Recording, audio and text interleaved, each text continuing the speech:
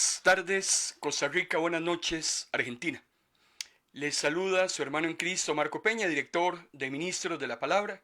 Muy agradecido con el Padre por el privilegio que nos da de volver otra vez a encontrarnos, usted y yo, a la luz de las Sagradas Escrituras. Hoy, martes de Facebook Live. Todos los martes y jueves estamos analizando 100 relatos con aguijón, 100 hermosísimas ilustraciones de nuestro Señor Jesucristo. Durante su ministerio terrenal, Jesús está muy pendiente de lo que está ocurriendo en su entorno, y Jesús trae una serie de verdades bíblicas, doctrina muy importante que tenía que ser conocida por el hombre y la mujer de su contexto, como también la tiene que conocer el hombre y la mujer de nuestro contexto 20 siglos después. Jesús utiliza elementos conocidos en su contexto y hace comparaciones tan increíbles que quedan impregnadas en la mente y en los corazones de todos aquellos que abren su mente para recibirlas. Esta tarde vamos a continuar con estos hermosísimos relatos y hemos titulado la sesión de esta tarde-noche Una criatura insignificante. Son las 5 de la tarde, hora de Costa Rica, 8 de la noche, hora en Argentina. Estamos transmitiendo en vivo y en directo a través de su plataforma de Facebook Live. Y también estamos transmitiendo a través de nuestra plataforma radiofónica MP Radio, de noche o de día, tu mejor compañía. 24 horas de buena música, 24 horas con programación totalmente bíblica, cristocéntrica, doctrinal, para edificar su vida, para bendecirlo, para animarlo, para exhortarlo también, si según cabe. Y es muy importante que usted nos acompañe en estas diferentes transmisiones que tenemos, tanto radiofónicas como audiovisuales. Vamos a incorporarnos inmediatamente al relato número 59 de más de 100 relatos que vamos a analizar, y lo encontramos en Mateo capítulo 18, versículo del 1 al 4, y lo hemos titulado Una criatura insignificante. ¿De qué es de lo que vamos a estar hablando? Si nos vamos al contexto histórico de Jesús, los discípulos constantemente, muy a menudo, se encontraban discutiendo respecto a cuál de ellos era el mejor de todos. Pedro decía que tal vez era él, Juan decía que no, que era él, Judas decía que no, que él era el más importante porque era el tesorero, Mateo tal vez decía que él era el más importante porque era un hombre de negocio, un hombre de números. Siempre estaban discutiendo lo que era el tema de la grandeza. En esta ocasión, en el versículo 1 del capítulo 18 de Mateo, para ubicarlo en el contexto, le preguntan a Jesús si él ya ha decidido cuál de esos seguidores es el más importante para Jesús. Ahora, cualquier parecido con muchos hombres y mujeres de nuestro contexto histórico que se dicen llamar hermanos y también se dicen llamar creyentes, que lastimosamente tratan de ver por encima de los hombros a sus hermanos, es mera coincidencia. Hoy en día también tenemos a muchos que dicen llamarse cristianos y que tratan de denigrar a otros creyentes, tal vez porque tienen un título obtenido en una universidad teológica, qué sé yo, tal vez porque tienen dinero, tal vez porque tienen activos. Y Jesús rápidamente entonces, ante este cuestionamiento que ya se había convertido en una majadería por parte de los discípulos, no querían entender que Jesús ya había dicho que el más grande se iba a convertir en el más pequeño y que el más alejado era el que iba a ser más acercado. Entonces Jesús inmediatamente va a traer una ilustración para ver si de todas maneras, ya de una vez y por todas, le queda claro a sus discípulos cómo es que funciona la grandeza en el reino de los cielos. Y nos incorporamos entonces al Evangelio de Mateo en el capítulo número 18, versículo del 2 al 4, cuando dice la palabra del Señor: Jesús llamó a un niño de los que andaban por allí, los sentó en medio de ellos. Entonces les dijo: si no se vuelven a Dios arrepentidos de sus pecados y con sencillez de niños, no podrán entrar en el reino de los cielos. En otras palabras, dice Jesús, el que sea libre de altivez como este niño, tendrá un puesto importante en el reino de los cielos. Hermano y hermana, la palabra del Señor tenemos que aprender a leerla y también tenemos que aprender a interpretarla. Es muy peligroso que nosotros demos por sentado aquello que se nos predica de la palabra del Señor y que nosotros simplemente digamos amén, amén, amén, o digamos que es verdad porque el pastor lo predicó o porque lo predicó aquel televangelista, sin no hacer nosotros un análisis reflexivo y minucioso de la palabra del Señor. Hay que tener mucho cuidado porque se ha cometido el error de decir que todos los niños van a entrar al reino de los cielos porque son niños. Y a mí la palabra del Señor no me está diciendo aquí en esos 3 versículos que los niños van a entrar al reino de los cielos porque son niños. Jesús no está diciendo que un hombre tiene que convertirse en un niño para entrar al reino de los cielos. Jesús de lo que está hablando es de ciertos rasgos de personalidad que tienen los niños y que esos rasgos de personalidad son los que le permiten a cualquier ser humano, sin distingo de edad, de género, de clase social, de raza, entrar al reino de los cielos. Lo que Jesús está notando en sus discípulos es un orgullo, es una grandeza humana, una altivez, buscando quién es superior a los demás.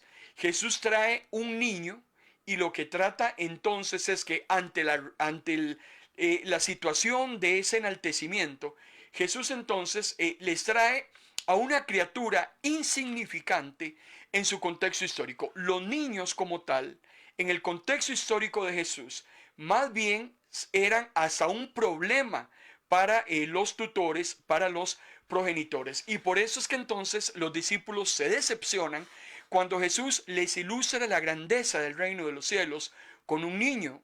Imagino a estos hombres totalmente asombrados, tal vez hasta disgustados de que Jesús les dijera que una criatura como esa era vista más grande en el reino de los cielos. Pero vuelvo a ser reiterativo, no por ser niño, sino por los rasgos característicos que tienen los niños. Ahora, en el contexto de Jesús, un niño como tal era visto como una propiedad, no era visto como una persona. Un niño era un activo. Y dentro de las situaciones que se tenían que llevar día a día, una de ellas era que siempre los niños iban a estar al cuidado de los mayores y un niño en el contexto no era absolutamente para nada ningún signo de admiración. Por eso es que es muy importante esas características particulares que Jesús nos da de los niños. En otra ocasión analizamos en Mateo capítulo 19 otro caso muy similar que sucede con niños cuando dice en el versículo 13 al 15, llevaron unos niños a Jesús para que les impusiera las manos y orara por ellos, pero los discípulos reprendían a quienes los llevaban. Jesús dijo: dejen que los niños vengan a mí, no se lo impidan, porque el reino de los cielos es de quienes son como ellos. Después de poner las manos sobre ellos, se fue de allí. Si hacemos una lectura correcta de la palabra, Jesús no está diciendo que los niños van a entrar al reino de los cielos porque son niños. Jesús está haciendo una analogía con los niños y por eso es que Jesús dice: no impidan que vengan a mí. Absolutamente nadie en este mundo, hermano y hermana, pueden detener que alguien se acerque a los pies heridos de Cristo. Esos niños fueron traídos para que Jesús los bendijera y claramente vemos que los discípulos no han aprendido la lección anterior. Jesús les había dicho que el más grande en el reino de los cielos era un niño. Y ahora les dice que para entrar al reino de los cielos hay que ser como niño. Es una lástima. Y quisiera abrir un paréntesis para continuar hablando acerca de los niños en cuanto a la actitud de los discípulos, porque los encontramos en muchísimas ocasiones durante el ministerio de Jesús obstruyendo el contacto de las personas hacia Cristo. Y eso tiene que llamarnos a usted y a mí en esta tarde-noche a una reflexión muy importante, porque hay que tener un cuidado de que usted y yo no seamos obstructores, que usted y yo no seamos aquellos que nos decimos llamar seguidores de Cristo y que lejos de traer a las personas a los pies heridos del Maestro, más bien estemos deteniendo que esas personas se acerquen. Yo he encontrado en los evangelios algunos casos, por ejemplo, en ese muy particular, donde los discípulos detienen a aquellos progenitores que querían traer esos niños a Jesús para que Jesús los bendijera. Y eso claramente es un craso error. Los niños estaban siendo evitados el acercarse a Jesús, y lo peor por parte de seguidores de Jesús. Encontramos también a los discípulos impidiendo que otros hagan la obra porque no pertenecía a su grupo. Se le acerca Juan a Jesús y le dice: maestro, le dijimos a un fulano que no se pusiera a estar sacando demonios porque él no pertenece a nuestro grupo. Vean qué elitista y qué clasista se volvieron esos discípulos y esos seguidores de Jesús. Encontramos también tristemente a los discípulos con una actitud muy molesta allá por Mateo capítulo 26, cuando una mujer derrama un perfume caro sobre la cabeza de Jesús y los discípulos se enojan. Los discípulos dijeron al unísono que por qué no se cogía ese perfume y se vendía y se podía obtener dinero en vez de derramárselo a Jesús en la cabeza. Están deteniendo esos hombres esa obra que estaba haciendo esa mujer para el Maestro. Encontramos también a los discípulos deteniendo la obra allá por Mateo capítulo 15 versículo 21, cuando llega una mujer vociferando muy desesperada porque su hija estaba endemoniada. Ella quería que Jesús le ayudara y esos hombres más bien le piden a Jesús que calle a esa mujer que ya los tenía locos de tanta gritería. Es increíble ver nosotros a seguidores de Dios, a discípulos de Jesús, con una insensibilidad tal que lejos de traer al hombre a Jesús, lo que hacen más bien es alejarlo. Encontramos otro caso también, cuando los discípulos, en vez de ayudar a aquel hombre ciego, en vez de traerlo a Jesús, de hablarles acerca de las buenas nuevas, empiezan a cuestionar el por qué ese hombre se encontraba ciego. ¿Quién había pecado? Había pecado él y por eso estaba ciego. Había pecado su familia, sus progenitores, y lo que se terminó convirtiendo este necesitado fue en un caso de estudio, en un caso de análisis. Y es muy importante que nosotros tengamos mucho cuidado, porque ya hemos estado analizando a los seguidores de Jesús deteniendo la obra y no permitiendo que la gente se le acercara a Jesús, cuando Jesús más bien está diciendo: dejen que vengan a mí. Cuando Jesús dice: no les impidan que vengan a mí, Jesús nos está hablando a usted y a mí que nosotros no somos nadie para cerrarle las puertas del cielo a ninguna persona. Más bien es al contrario. Dice el apóstol Pablo que usted y yo somos embajadores de Cristo, embajadores del reino de los cielos, donde tenemos que motivar y alentar a aquellas personas a que se reconcilien con Dios.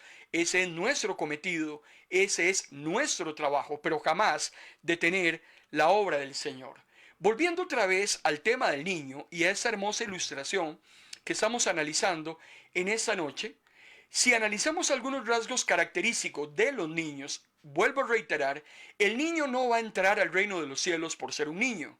Hay rasgos característicos en los niños que Jesús analiza y que nos dice a usted y a mí que nosotros deberíamos ser como tales si quisiéramos entrar al reino de los cielos. Un niño es humilde, un niño es sencillo, un niño es sincero, un niño es hasta desinteresado del estatus social. Usted puede ver a sus hijos, a sus nietos, niños en la calle, y usted ve esos rasgos que a muchos de ellos los caracterizan. Usted le da algo al niño y el niño se lo come. El niño juega con lo que tiene. El niño no es absolutamente para nada complicado. El niño ama con muchísima ternura. Es un ser que está dispuesto a recibir amor y también a dar amor. Un niño no es amenazante. Si habláramos de otro caso, otra característica particular de los niños, cuando el niño miente, rápidamente nosotros podemos descubrir esas mentiras. El niño no sabe mentir y cuando miente, inmediatamente nos damos cuenta, pues que efectivamente no ha dicho la verdad.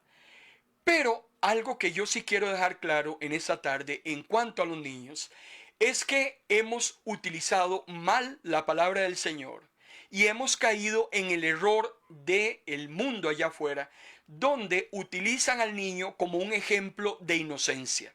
Y yo tengo que decirle a usted en esta noche, amado hermano y hermana, que ningún niño es inocente. La inocencia del niño no es tal. Eso no es verdad.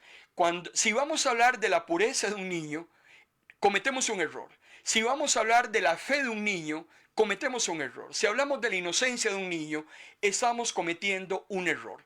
El mismo David en el Salmo 51, versículo 5, para los que nos están siguiendo en la transmisión en vivo y en directo de Facebook Live, estamos considerando los versículos en pantalla. Para los que nos están siguiendo a través de MP Radio, también leemos los versículos para que puedan seguirnos entonces con el tema que estamos desarrollando. Y dice el salmista, el rey David, en el Salmo 51, que es un salmo de él, en el versículo 5, dice David: yo tengo que admitir que soy malo de nacimiento y que desde antes de nacer ya era pecador. Estos versículos, este texto, nos dice claramente que no existe un solo ser humano sin distingo de edad, ni de género, ni de raza, ni de clase social, que sea inocente ante los ojos de Dios. Romanos capítulo 3, 23 es muy claro cuando el apóstol Pablo dice que todos, por cuanto hemos pecado, estamos destituidos de la gloria de Dios. Y tan destituido está un anciano como un niño, como un joven, como un adulto. Un niño, hermano y hermana, no es inocente. Esa idea que nos ha querido meter el mundo a nosotros, de que los niños son inocentes y que por tanto van a ir todos a dar al cielo, a mí la Biblia me dice totalmente lo contrario. Lo que Jesús me está hablando en esta ilustración es de los rasgos característicos que tienen los niños, de los cuales todo hombre y mujer debería tener para entrar al reino. Basta con ver a muchos niños, su comportamiento, su mala crianza y su malicia. Los vemos en las calles, los vemos hasta en la propia familia, los tenemos en los vecinos. Vemos esos modelos conductuales de esos pequeños y de esos infantes para darnos cuenta lo que ellos pueden llegar a ser cuando sean adultos. Es muy lamentable y nos hemos dado cuenta ahora en nuestro contexto histórico con este tema de la guerra en Oriente Medio entre Israel y Hamás. Es increíble cómo se les enseña a los niños a odiar. Niños que odian a otros niños, que cuando vayan a crecer, ellos van a convertirse entonces en enemigos acérrimos de esos que también crecieron en su contexto histórico. Enseñarle a un niño a odiar, hermano y hermana, es de las cosas más terribles que nosotros podemos cometer, hablando principalmente del tema de crianza, el tema de progenitores. En el Salmo 58, versículo 3, dice la palabra del Señor: los malvados ya son malos desde antes de nacer, desde que están en el vientre, dice el salmista, ya dicen mentiras. Vean qué increíble es lo que la palabra del Señor dislucida, lo que la palabra del Señor nos habla de lo peligroso que es llamar a las cosas cuando esas cosas no son lo que la gente allá afuera le llama. Un niño no es inocente. Sí podríamos decir que un niño es indefenso. Lógicamente, claro que sí. En cuanto al tema de fuerza, en cuanto al tema de defenderse, estamos totalmente claros. Nosotros sí sabemos que el niño es indefenso, pero no que el niño es inocente. Y si Dios va a permitir la entrada de los niños al cielo, porque eso es un tema que le corresponde a Dios y no me corresponde a mí, porque yo en este momento no estoy juzgando a nadie ni condenando a nadie. Si el niño va a entrar al reino de los cielos, será por la gracia y la misericordia de Dios de que eso suceda así. Pero a mí también la Biblia me dice algo adicional que no quiero dejar pasar en esta noche, y es que el niño que entre al reino de los cielos será aquel infante que no distinga entre lo que es bueno y lo que es malo. Y es este enunciado, esa situación es la que determina quién entra al reino de los cielos y quién no entra al reino de los cielos. Por eso es que el tema de accesar al cielo no es un tema de edad. El tema de accesar al cielo, y la Biblia me lo dice a lo largo y a lo ancho, es un tema de distinguir entre lo que es bueno y lo que es malo. Cuando un niño sabe distinguir una cosa de la otra, hermano y hermana, ya tiene conocimiento de causa, ya tiene claro lo que es bueno, tiene claro lo que es malo, y en base a sus acciones, así Dios va a juzgarlo. Cuando vamos al libro de Deuteronomio, en el capítulo 1, versículo 39, la palabra del Señor nos dice: la tierra se la entregaré a la nueva generación, dice Dios, a aquellos que según sus padres iban a morir en el desierto. Y todos los pequeños, quienes todavía no saben distinguir entre lo bueno y entre lo malo. Aquí la Biblia es clara, es diáfana, es categórica en decirme que Dios evalúa al ser humano en cuanto a su distinción de lo que es bueno y lo que es malo. Todo ser humano sabe qué es bueno y qué es malo. Sin embargo, el infante en cierto momento de su vida ya lo puede distinguir con la claridad total como la puede distinguir usted y como la puedo distinguir yo. Desde el momento en que Adán y Eva pecan en el huerto del Edén, ya tienen conocimiento de lo que es bueno y lo que es malo. El hombre no va a poder presentarse de la presencia del Señor delante de Dios y decirle: yo tengo que entrar al cielo porque a mí nadie me predicó el Evangelio. En ningún lugar en la Biblia a mí me dice que la persona tiene que recibir las buenas nuevas de salvación y aceptarlas para entrar al reino de los cielos. Porque el hombre tiene clara conciencia de quién es Dios y lo puede observar a través de la creación. Y eso me lo dice Romanos capítulo 1. El hombre sabe quién es Dios, sabe lo que a Dios le agrada y Dios le desagrada. Y por si fuera poco, en Romanos capítulo 2, el apóstol Pablo a mí me dice que la conciencia le habla al hombre. La conciencia es ese chip que usted y yo tenemos de saber lo que es bueno y lo que es malo a partir de la caída de Adán y Eva, de haber comido el fruto prohibido. Es lo que incorpora en nosotros ese conocimiento de lo que es el bien y el mal.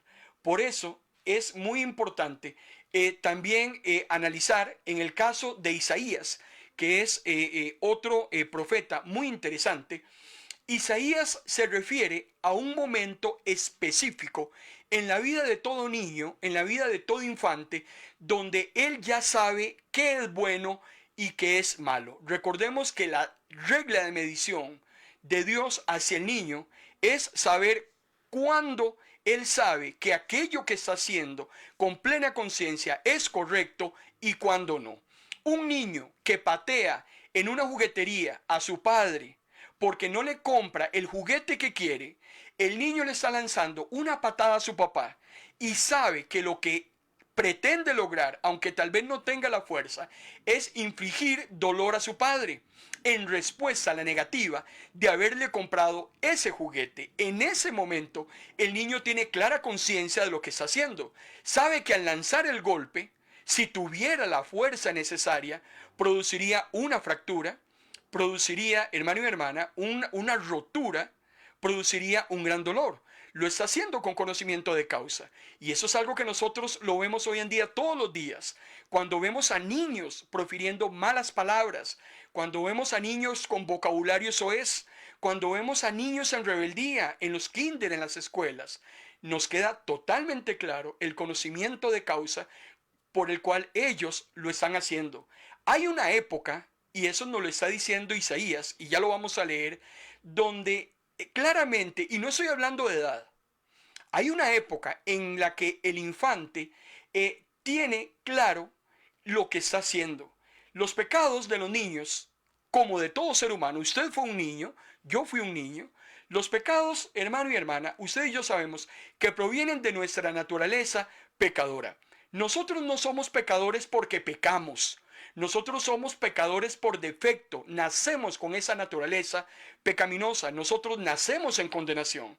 Por eso Jesús decía que Él había venido al mundo a salvarlo. Jesús dijo, yo no vine a condenar a nadie, porque por defecto el hombre está condenado. Jesús lo que viene es a darnos esa posibilidad de salir de esa perdición eterna y traernos entonces hacia Él y llevarnos al cielo. Pero el tema de cuando se discierne entre lo que es bueno y lo que es malo, ahí es los lentes muy diferenciados con los cuales Dios juzga las acciones de uno y de otro. Cuando vamos al libro de Isaías, en el capítulo 7, versículo 14 al 16, dice la palabra del Señor: la joven está embarazada y pronto tendrá un hijo, al que pondrá por nombre Emanuel, es decir, Dios con nosotros. En sus primeros años de vida, y aquí está hablando Isaías de Jesús, en sus primeros años de vida el niño solo comerá yogur y miel. Pero antes de que el niño sepa distinguir entre lo bueno y lo malo, serán destruidos los países de Israel y Siria. Aquí está Isaías 700 años antes de Cristo profetizando el nacimiento de Jesús. Pero vean qué interesante lo que enmarca Isaías en cuanto al antes y el después. Cuando todo hombre, toda mujer, sin distingo de edad, puede discernir entre el bien y el mal, hermano y hermana, ahí estamos hablando totalmente de otra historia. Ahora, el ser humano, indistintamente de su edad, puede acelerar el conocimiento del bien y el mal desde un punto de vista positivo y desde un punto de vista negativo.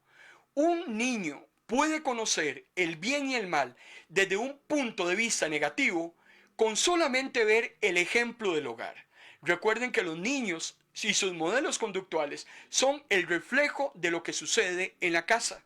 Si el niño es acostumbrado a ver violencia, si el niño está acostumbrado a ver programas televisivos no aptos, que hoy en día no hay ni un solo programa que sea apto para ver en televisión, pero en fin, si el niño está constantemente compartiendo con los adultos conversaciones que no son apropiadas, si el niño está viendo vicios, si el niño está viendo violencia intrafamiliar, si el niño está viviendo permisividad a los tutores, donde los dejan hacer lo que les dé la gana, los berrinches, las malacrianzas, hermano y hermana, estamos acelerando que ese niño rápidamente tenga conocimiento de lo que es bueno y de lo que es malo. El problema es que lo está absorbiendo desde un punto de vista negativo, por todo lo dañino y terrorífico que está viendo en su hogar.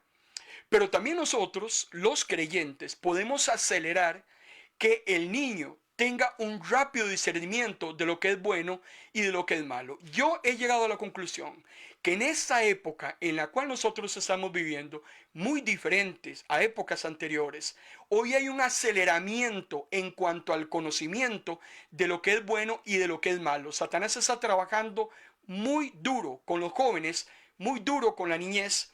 Son N cantidad de muchachos jóvenes que parten de ese mundo en accidentes, en hechos violentos, por drogas, por estar metidos en pandillas, por estar metidos en narcotráfico. Satanás hoy en día está trabajando mucho con los niños y mucho con los jóvenes. Hoy en día hay un aceleramiento de ese conocimiento de lo que es bueno y de lo que es malo. El problema es para que aprendan solo cosas negativas. Nosotros como creyentes, los que ya somos abuelos, los que apenas están haciendo las veces de padres, los que están entrando apenas en estas rutas de lo que es ser un padre de familia, ser un tutor, tenemos hoy más que nunca la urgencia de acelerar en nuestros hijos, en nuestros niños, ese conocimiento de lo que es bueno y de lo que es malo, pero desde el punto de vista positivo, enseñándoles a nuestros niños lo que agrada a Dios, enseñándole a nuestros niños lo que desagrada a Dios, enseñándole a nuestros niños lo que Dios, hermano y hermana, espera de los seres humanos. Es muy importante que nosotros nos demos a esa tarea. Por eso es que yo creo es muy importante este tema de las escuelas dominicales en nuestras iglesias. Es importantísimo que los niños sean inducidos desde las clases cunas a alabar al Señor, a buscar de la presencia del Señor. Tenemos que enseñarle a nuestros hijos a orar, tenemos que enseñarle a nuestros hijos principios de convivencia. Tenemos que enseñarle el respeto a los demás, no esa tolerancia de la que habla el mundo allá afuera, no esa permisividad de lo que anda hablando el mundo allá afuera, no de ese poder de decisión que se le están dando a los niños hasta en cuanto a su sexualidad, porque todo eso es antibíblico. Y si los están bombardeando desde pequeños para que se adentren en el conocimiento del bien y el mal, usted y yo, hermano y hermana, hoy más que nunca tenemos una tarea titánica. Y si otros se nos quieren adelantar en esas lides, nosotros hoy más que nunca tenemos que adiestrar, tenemos que encauzar, tenemos que instruir a nuestros hijos en los caminos del Señor. Por eso la palabra de Dios es clara en el libro de los Hebreos: instruye al niño en su camino, y cuando él sea viejo no se va a apartar. Eso que está sembrando en ellos desde pequeños, tarde o temprano lo van a llegar a requerir. Por eso yo quiero también aprovechar, antes de entrar al siguiente relato, recordarles que todos los miércoles del 2024, una vez que terminemos Apocalipsis, vamos a entrar a un análisis serio y reflexivo. Los miércoles en la noche, 8 p.m. a través de YouTube y MP Radio, vamos a entrar a un análisis del libro de los Proverbios. Hoy más que nunca necesitamos sabiduría y menos insensatez. Hoy más que nunca necesitamos tomar mejores decisiones y no seguirnos equivocando, como ya lo hemos venido haciendo en reiteradas ocasiones y parece que no aprendemos. Es muy importante pedirle a Dios sabiduría, entendimiento, cordura, prudencia, sentido común, que hoy está haciendo tanta falta en nuestra sociedad. Pero Proverbios capítulo 1 versículo 7 es claro. Si usted quiere adquirir sabiduría, si usted quiere adquirir ese conocimiento, si usted quiere tomar buenas decisiones, ¿por dónde se empieza? Dice Proverbios 1:7. Se empieza por obedecer a Dios. ¿Quiere que le vaya bien? ¿Quiere ser exitoso? ¿Quiere que Dios lo respalde? ¿Quiere que Dios esté a su lado? Empecemos por obedecer a Dios. Proverbios capítulo 1, versículo 7. Desde ya, miércoles del 2024, vamos a entrar con los 31 capítulos del libro de los Proverbios. No tengo idea cuánto tiempo nos va a llevar, porque son cientos de proverbios, pero si hay algo que necesitamos en ese momento, hermano y hermana, es conocimiento de la palabra del Señor y no dispersarnos en tanta cosa que el mundo nos está ofreciendo, principalmente hacia la época en la que nos estamos adentrando. El relato número 60 de 115 relatos que vamos a estar analizando. Para los hermanos que recientemente se incorporan a esta transmisión en vivo y en directo, estamos transmitiendo a través de nuestra plataforma de Facebook Live y de MP Radio. MP Radio es nuestra emisora online en la internet. 24 horas estamos transmitiendo los 7 días de la semana, bendito Dios. Y también estamos hablando los martes y jueves en esos foros, 5 de la tarde, hora de Costa Rica, acerca de una serie de ilustraciones que Jesús utilizó durante su ministerio terrenal para traer verdades bíblicas. Estamos en ese momento adentrándonos al relato número 60. Así es que nos queda ya poquito menos de la mitad, pero ya llevamos ya semanas analizando esos hermosísimos relatos en los labios del maestro de maestros. Si había alguien que sabía enseñar, ese era Jesús. Y el método de Jesús, de las comparaciones y de las fábulas, de los relatos, de las analogías, hermano y hermana, yo he llegado a la conclusión en todos esos años de ministerio que es el mejor método para enseñar. Lo que está sucediendo hoy en día es lo que tenemos que enseñarle a la gente a la luz de la palabra. Hemos titulado el relato número 60, ubicado en Mateo capítulo 17, versículo 14 al 21, como poca fe. Así hemos titulado este relato, esta ilustración. Lo ubico rápidamente en el contexto histórico. Hay un hombre que corre, se pone de rodillas ante Jesús y le suplica por la liberación demoníaca de su hijo. Lo ha traído a los discípulos y vean qué interesante. Los discípulos no pudieron hacer nada absolutamente por el joven. No pudieron ayudarle. Jesús está molesto con sus hombres y él reprende al demonio. Mateo capítulo 17, versículo 14 al 18. Jesús reprende al demonio y ese muchacho queda libre. Es ahí donde Jesús entonces, a partir de ese acontecimiento, va a traer una nueva ilustración para ver si a los discípulos les queda claro lo que él quiere enseñarles. Vamos al versículo 19 y 20 del capítulo 17 de Mateo. Dice la palabra del Señor: más tarde los discípulos le preguntaron en privado a Jesús: ¿por qué no pudimos echar fuera aquel demonio? Jesús responde: porque tienen muy poca fe.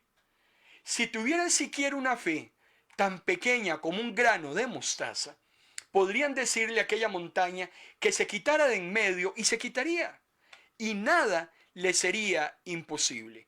Jesús está ilustrando la poca fe de estos hombres, la incapacidad de que sea llevado algo a cabo. Y Jesús dice que cuando eso sucede es porque usted y yo tenemos poca fe.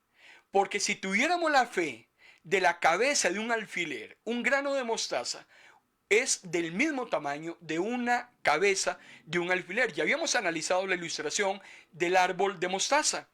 Es un árbol de los más grandes que llega a crecer, más de 4 metros, un árbol frondoso que sirve hasta de sombra para cobijarse debajo de sus ramas. Y Jesús dice: qué increíble. Si ustedes tuvieran esa poca fe, esa fe como la de un grano de mostaza, ustedes harían grandes cosas. Pero ni siquiera, hermano y hermana, nuestra fe muchas veces es del tamaño de esa cabeza de alfiler. Ahora, que el muchacho no fuese sano no era culpa del muchacho, no era culpa del padre. Hermano y hermana, también es muy importante que analicemos que no se trata de la cantidad, no se trata del tipo de fe, se trata de la cantidad de fe que nosotros tengamos para que todo aquello que Dios ha prometido nos sea hecho. El tamaño de la fe de un grano de mostaza, de una cabeza de alfiler, podía ser posible que una montaña se moviera de un lado hacia el otro. No es el tipo de fe. Por eso es que hay que tener también mucho cuidado, y quisiera aprovechar, ahora que Jesús está hablando de esa sanidad y de esa ilustración del grano de mostaza, que nosotros también muchas veces tenemos que tener mucho cuidado cuando hacemos algunas declaraciones de sanidad. Somos muy dados cuando estamos orando, cuando se nos pide oración por alguna situación, de hacer declaraciones como si le estuviéramos torciendo el brazo a Dios para que Dios haga lo que nosotros estamos declarando. Muchas veces, y de una manera errónea, tal vez nosotros hemos incurrido en hacer un mal uso de la Biblia y inducimos peor a otros. Una persona está enferma, viene para que oremos por ella, le terminamos diciendo que si tiene fe, entonces va a ser sana. Y resulta que la persona no sana. Entonces yo claramente le termino echando la culpa a la persona porque no quedó sana, porque tenía falta de fe. Aquí, hermano y hermana, tenemos que tener mucho cuidado porque también se utilizan ciertos textos de la Biblia que los sacamos de sus contextos, hacemos una doctrina y peligrosamente estamos induciendo error a otros. Nosotros deberíamos analizar si ciertas peticiones no son contestadas. Habría que analizar si es voluntad de Dios de que eso se haga o no se haga. Mal uso le damos a la Biblia cuando le recitamos a la gente, por ejemplo, que todo lo que pida va a ser hecho, porque así lo dice la Biblia. O le recitamos a la gente que todo lo que pida va a recibir. Es muy peligroso citar ese tipo de textos y sacarlos de sus contextos. Ahora, ¿por qué no repetir tal vez el texto de Santiago cuando Santiago decía que muchas veces nosotros no recibimos porque no sabemos pedir? Santiago dice: ustedes no reciben lo que piden porque piden mal. ¿Cuál es la verdadera intención de aquello que yo estoy pidiendo? Y tal vez está lejos de estar en consonancia con lo que el Creador ha determinado. ¿Será voluntad de Dios? ¿No será voluntad de Dios? también es importante que a la luz de esa ilustración nosotros analicemos, hermano y hermana, que hay cosas que Dios responde en el momento, hay cosas que Dios va a responder, pero no en el momento, sino en su tiempo, y hay cosas que Dios definitivamente decide no responder. ¿Y por qué no lo hace? Porque Dios es soberano y porque así está establecido en su voluntad. El relato número 61 que vamos a analizar de esos 115 relatos, yo lo he denominado, le recuerdo, tal vez para los hermanos que recientemente se incorporan a esas transmisiones, yo me he dado el lujo, por decirlo de alguna manera, de leer el texto y de ponerle el título que yo considero que se ajusta más al texto en nuestro contexto histórico. Leemos entonces el relato y yo presumo que si Jesús estuviera en nuestra época, lo hubiese llamado de esa manera. A este relato de Mateo capítulo 17, versículo 24 al 27, yo lo he titulado Los poquita cosa. Así lo he titulado. Lo ubico rápidamente en el contexto. En Mateo capítulo 17, Pedro ha sido confrontado por funcionarios de Hacienda, en el contexto histórico de Pedro, donde recaudaban un impuesto que todo hombre tenía que pagar. Era un impuesto para el templo. Pedro es confrontado y se le pregunta que si él y que si el maestro pagan ese tributo. Pedro, en su impetuosidad que lo caracterizaba, Pedro dice que sí y sale corriendo a hablar con Jesús. Antes de que Pedro diga absolutamente nada, Jesús ya sabe a qué venía Pedro e inmediatamente Jesús utiliza una ilustración muy interesante acerca de esa situación, de ese tributo que tenía que llevarse al templo. Dice Mateo capítulo 17, versículo 25 al 27. No había pronunciado todavía Pedro la primera palabra cuando Jesús le pregunta, a ver Pedro, ¿qué cree usted? ¿Qué cobran? ¿A quién crees tú, Pedro, que cobran tributo los reyes de la tierra? ¿A sus súbditos o a los extranjeros? A los extraños, claro, respondió Pedro. Entonces dice Jesús, entonces los hijos quedan exentos, ¿verdad? Le dice Jesús. Y Pedro le dice, claro, por supuesto que sí. Aquí lo que Jesús nos está diciendo, vean qué interesante la ilustración. Ahora Jesús nos habla de reyes, nos habla de tributos, nos habla de los hijos de los reyes, nos habla de los que tienen que pagar impuestos para traer una verdad bíblica muy interesante. Aquí Jesús nos está diciendo que Él no es responsable de pagar tributo alguno porque Él es el hijo del dueño de todo. Jesús es el Hijo de Dios. Jesús no le debe absolutamente nada a nadie y no tiene que pagar nada. Sin embargo, aquí hay algo muy interesante y es que Jesús reconoce la gran importancia de evitar problemas, controversias innecesarias. Muchas veces nosotros queremos reclamar derechos que efectivamente los tenemos, pero que al reclamar esos derechos lo que podemos estar originando son serias controversias. Entonces, dice Jesús en Mateo capítulo 17, versículo 27, la segunda parte, le dice Jesús a Pedro, ve a Pedro. Sin embargo, para que no se ofendan, vaya al lago, eche un anzuelo, pues en la boca del primer pez que usted va a sacar, va a hallar una moneda. Y con esa moneda usted va a pagar sus impuestos y va a pagar los míos. Vean qué interesante lo que Jesús pone a hacer a Pedro. Pero lo que más me llama la atención es lo que Jesús está tratando de evitar que suceda. Jesús pudo haber reclamado su derecho de ser el dueño de todo lo que existe. Sin embargo, Jesús apela a la armonía. Jesús apela a que no haya contienda. Jesús apela a la pacificación y dice, para que nadie se ofenda, para no causar problemas, vaya, tráigase esa monedita, pagamos los impuestos y le cerramos la boca al león.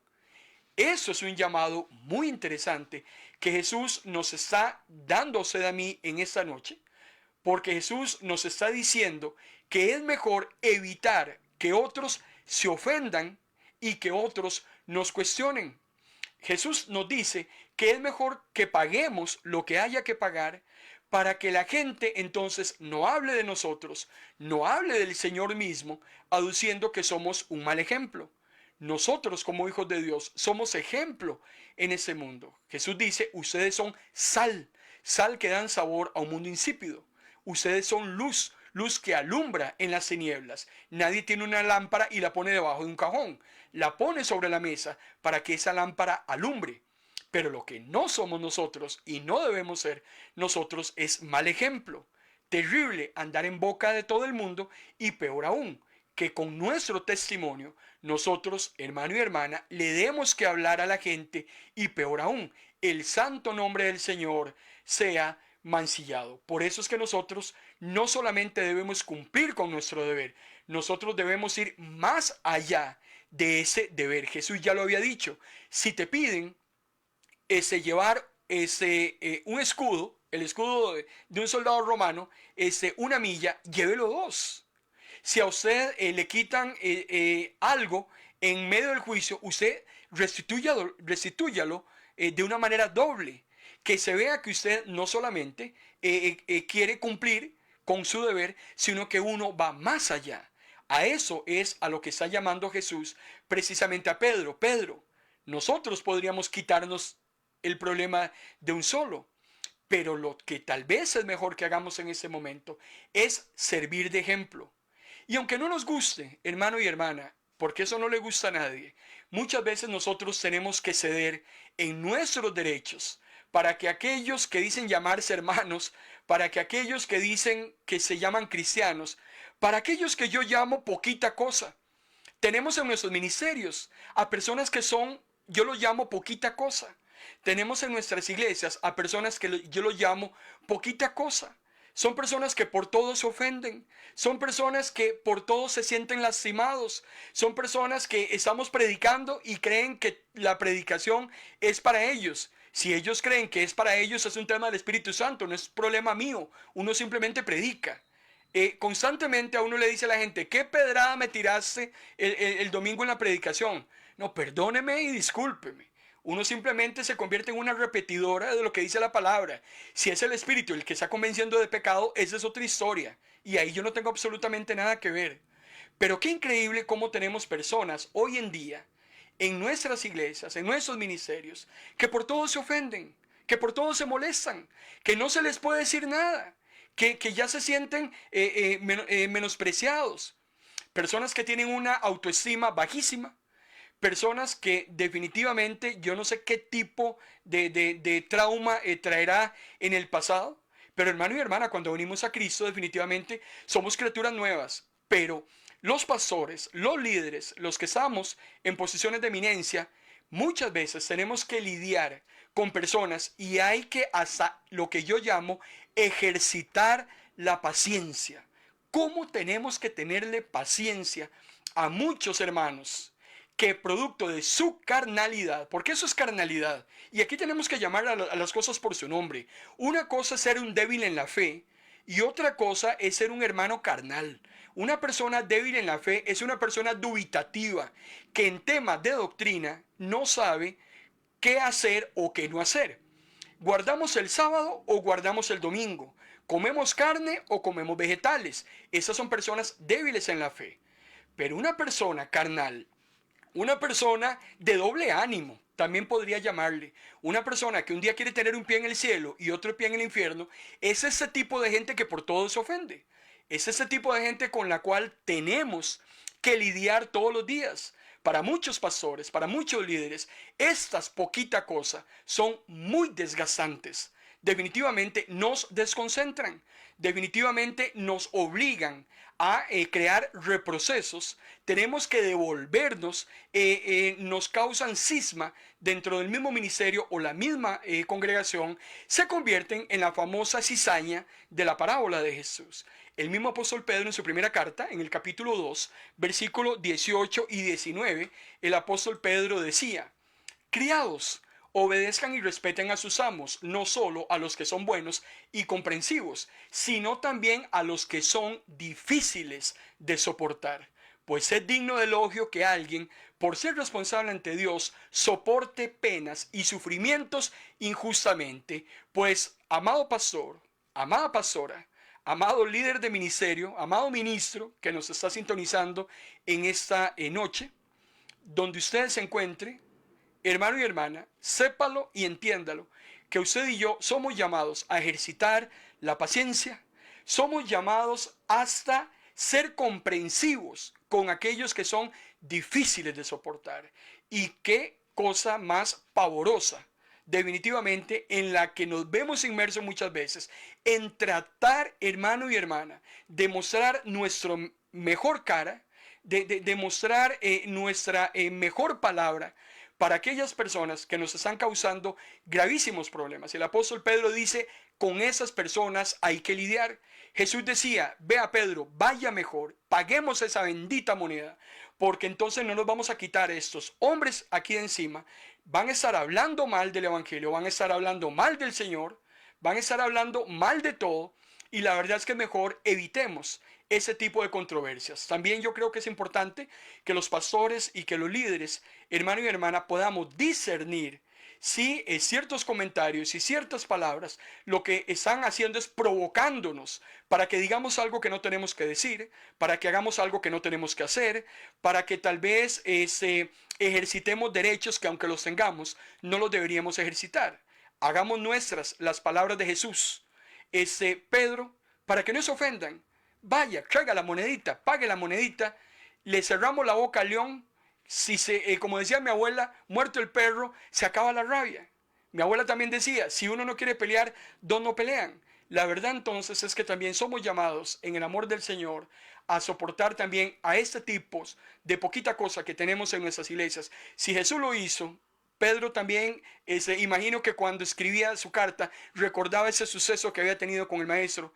Pues hermano y hermana, no nos queda otra que tratar de paliar con este tipo de personas, pedirle al Señor discernimiento, sabiduría, dominio propio, templanza, para poder entonces también tratar con este tipo de personas que definitivamente las tenemos dentro de nuestros ministerios, dentro de nuestras congregaciones. No podemos echarlas, no podemos cortarlas, no podemos enajenarlas. Hay que seguirles enseñando, hay que seguirles predicando, hay que seguirles animando, porque así es como ha sido establecido por la palabra del Señor. Que Dios nos dé la paciencia, nos dé la cordura, nos dé el dominio propio, la prudencia, la templanza, para poder también entonces trabajar esa área tan complicada que muchos de nosotros tenemos que estar viviendo día a día. Padre, gracias. Gracias, Señor, por tu palabra. Gracias por estas ilustraciones, por lo que hemos aprendido, Señor, a través de tu Hijo Jesucristo, Señor. Gracias porque tu palabra nunca, nunca, nunca se va vacía. Hay algo que queda en nuestros corazones que era necesario que lo recibiéramos y que lo escucháramos. Somos simplemente repetidores de lo que tu palabra expresa. Que sea ahora tu Espíritu Santo el que hable a cada corazón, que sea tu Espíritu el que llegue sobre cada hombre, sobre cada mujer, que le hable a cada uno, Señor, y lo que haya que cambiar, que se cambie, que lo que haya que reforzar, se refuerce. Ayúdanos, Señor, para ser más comprensivos, ser más tolerantes. Ayúdanos, Señor, para poder continuar en esta brecha, para poder continuar, Señor, con ese ministerio que tú has puesto en nuestras manos. En el nombre de Cristo Jesús. Amén. Muy agradecido con cada uno de ustedes, amados hermanos y hermanas, por su preferencia en esta tarde. Espero haberle devuelto con réditos la inversión de tiempo que usted hizo. Espero que haya sido edificado a través de ese espacio, siervos del nuevo pacto de ministros de la palabra. Si Dios lo permite, nos volveremos a encontrar el próximo jueves con otros relatos muy interesantes que vamos a estar hablando. El próximo jueves vamos a estar hablando acerca de qué sucede cuando uno pone la mano en el arado y vuelve a ver hacia atrás, o cuando uno quita la mano en el arado. Quiero conversar de esa hermosa ilustración de Jesús, que la trajo en un momento muy importante en su contexto y que hoy en día se mantiene vigente. Les recuerdo que hoy a las 7 de la noche, poco más de una hora, los pastores Juan y Alicia Ruffini de Argentina, ellos traen su programa desde Buenos Aires, de fe en fe y de gloria en gloria, en nuestra plataforma radiofónica de MP Radio. 7 de la noche, MP Radio, de fe en fe y de gloria en gloria. Un programa que usted no se puede perder, un programa muy ameno, un programa de saludos, un programa de oración, un programa de palabra, de música, un programa muy versátil y hecho precisamente para edificarlo, para bendecirlo a cada uno de ustedes. Por mi parte, los bendigo en el nombre de Jesús. Agradezco en esta tarde que usted nos haya estado acompañando. Que el Señor los bendiga.